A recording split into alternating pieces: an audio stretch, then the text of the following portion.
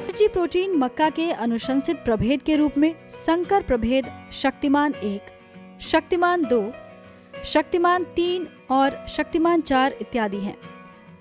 आइए अब इनकी उत्पादन क्षमताओं पर गौर करें। शक्तिमान 1 150 से 155 दिनों की अवधि में तैयार होने वाली किस्म है, जिसकी उपज क्षमता 75 से 80 क्विंटल प्रति हेक्टेयर है।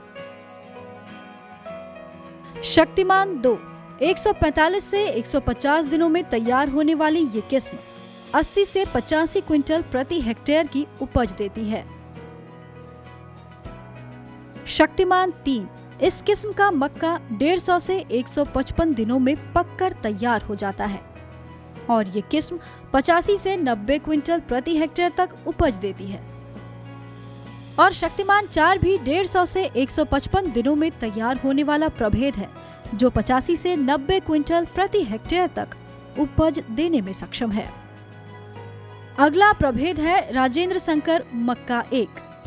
यह प्रभेद 155 से 160 दिनों की अवधि में तैयार हो जाता है और उपज की बात करें तो यह प्रभेद 65 से 70 क्विंटल प्रति हेक्टेयर की दर से उत्पादित होता है।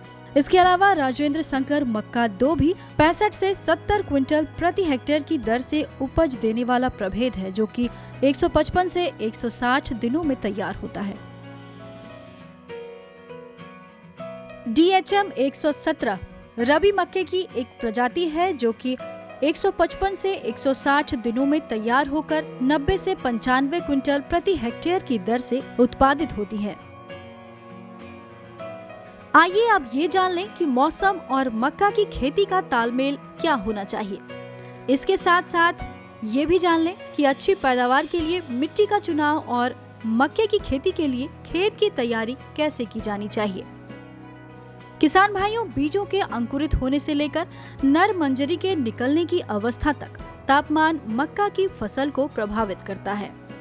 रबी मक्के की बुआई के समय वायुमंडल का तापमान 18 से 20 डिग्री सेल्सियस होना चाहिए, जबकि पौधों में फूल निकलने के दरमियान या परिपक्वता के समय 27 डिग्री सेल्सियस तापमान अच्छा परिणाम देती है।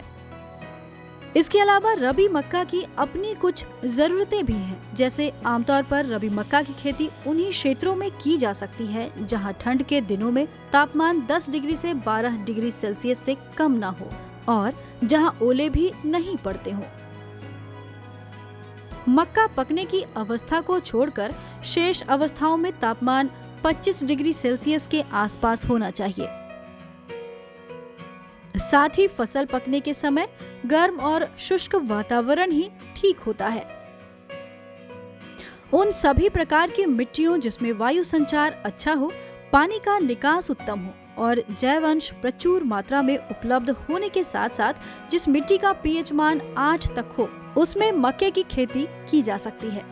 ध्यान रहे कि कम जल धारण क्षमता वाली बलुआही और बहुत अधिक जल धारण क्षमता वाली भारी मिट्टी मक्के की खेती के लिए अच्छी नहीं मानी जाती है। खेत की स्थिति ऐसी होनी चाहिए जहां सिंचाई आसानी से की जा सके। मक्के की खेती के लिए जमीन ऐसी चुने जहां जल जमाव ना हो, क्योंकि जल जमाव से पौधे पीले पड़ जाते हैं। अब रही बात खेत की तैयारी की, तो रबी मक्के की सफल खेती के लिए ढेले रहित भुरभुरी नमी युक्त समतल और खरपतवार रहित खेत तैयार करनी चाहिए। इसके लिए खरीफ फसल की कटनी के बाद 1 या 2 बार गहरी जुताई कर 3 से 4 दिनों तक खेत को खुला रखकर धूप लगने के बाद ही पाटा चलाएं। बुआई के पहले गोबर की सड़ी खाद या कंपोस्ट 100 से 150 क्विंटल प्रति हेक्टेयर की दर से खेत में छींटकर मिट्टी में मिला देना चाहिए। आमतौर पर बुआई के समय 3 जुताई करनी होती है। इसमें विशेष ध्यान देने वाली बात ये है कि जुताई 12 से 15 सेंटीमीटर गहरी होनी चाहिए। अलग नालियों में व्यवहार करना चाहिए ताकि बीजों के अंकुरण पर खाद का बुरा प्रभाव न पड़े। किसान भाइयों, अब आपके लिए एक बेहद अहम जानकारी, और वो ये कि बुआई के पहले बीज को फफूंदनाशी दवा कैप्टॉन, थीरम या वेविस्टीन के 2 से 2.5 ग्राम मात्रा प्रति किलोग्राम बीज की दर से जरूर उपचारित करें। आइए अब रबी मक्के में सिंचाई और खरपतवार नियंत्रण किस तरह से करना चाहिए इसे देखकर समझ लिया जाए। आमतौर पर रबी मक्का में 5 से 6 सिंचाई की आवश्यकता पड़ती है। रबी मक्के के पौधों में नर मंजरी निकलने से लेकर दाना में दूध बनने तक खेत में पर्याप्त नमी का रहना बेहद जरूरी होता है। हालांकि सिंचाई हमेशा हल्की की जानी चाहिए, क्योंकि अधिक सिंचाई करने से पौधों के गिरने की संभावना भी रहती है। रबी मक्का की खेती को खरपतवार से बचाने के लिए बुआई के दूसरे दिन ही जमीन की सतह पर समान रूप से खरपतवार नाशी दवा एट्राजीन 50% 2 ग्राम प्रति लीटर पानी में घोलकर छिड़काव करना चाहिए। अगर आप चाहें तो इस खरपतवार नाशी दवा का छिड़काव बुआई के 25 से 30 दिनों बाद भी कर सकते हैं। इसके अलावा अगर किसी कारणवश आपने दवा का छिड़काव न किया हो तो रबी मक्के में 2 से 3 निकाई गुड़ाई कर खरपतवारों से फसल को बचाया जा सकता है। जब पौधे 15 से 20 सेंटीमीटर की ऊंचाई के हो जाएं और उसमें 3 से 4 पत्तियां निकल जाएं, तो खुरपी से फसल की कतारों के बीच पहली निकाई गुड़ाई करनी चाहिए।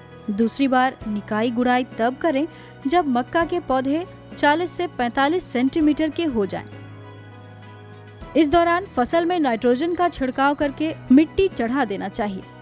इसके बाद अगर हो सके तो नर मंजरी निकलने के ठीक पहले तीसरी निकाई करें। उसके बाद नाइट्रोजन की अंतिम मात्रा का छिड़काव कर मिट्टी चढ़ा देना चाहिए।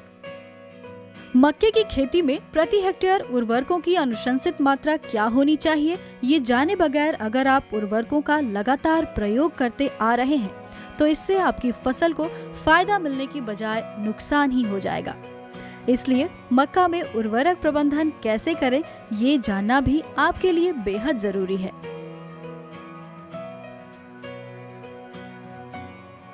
बुआई के समय प्रति हेक्टेयर नाइट्रोजन की 1/3 मात्रा 40 किलोग्राम नाइट्रोजन और स्फूर एवं पोटाश की पूरी मात्रा यानी 75 किलोग्राम स्फूर एवं 50 किलोग्राम पोटाश को अंतिम जुताई के समय खेत में छींटकर अच्छी तरह से मिला देना चाहिए। या बीज बुआई के समय उर्वरकों को बीज की कतार से 5 सेंटीमीटर दूर हटकर और बीज की सतह से 3.5 सेंटीमीटर गहराई पर खोदी गई नालियों में डालनी चाहिए। इसके बाद पाटा चलाकर बीज और खाद को ढक देना चाहिए। आपको बता दें कि बुआई के समय खेत में नमी होनी चाहिए। बाद में नाइट्रोजन की शेष बची 80 किलोग्राम की मात्रा को 2 बराबर भागों यानी 40-40 किलोग्राम में बांटकर यूरिया के रूप में 88 किलोग्राम प्रति छिड़काव की दर से पहली बुआई के 50-60 दिनों बाद तथा दूसरा धन बाल निकलने के समय छिड़काव करना चाहिए।